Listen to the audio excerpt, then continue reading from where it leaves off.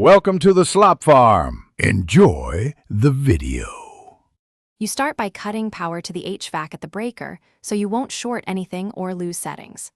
Once done, remove the Nest display by twisting or pulling per model, then photograph the wiring and label each conductor with its terminal letter.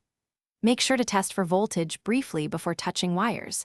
This keeps you safe and preserves the system. Don't waste time rereading manuals. Get those photos and labels so reconnection is exact and fast. You now unscrew the old thermostat base and gently pull wires through to the new Nest mounting plate. Once the new base is positioned, insert each labeled wire into its corresponding connector, referencing your photo to avoid mistakes.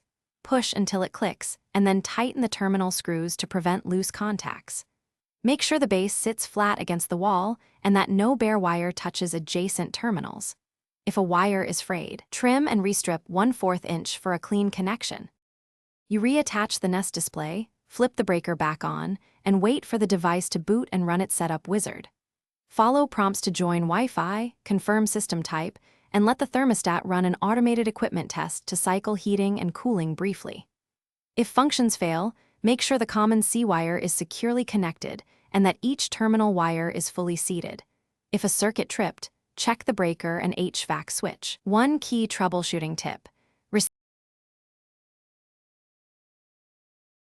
Thanks for watching. Consider subscribing if we helped you today.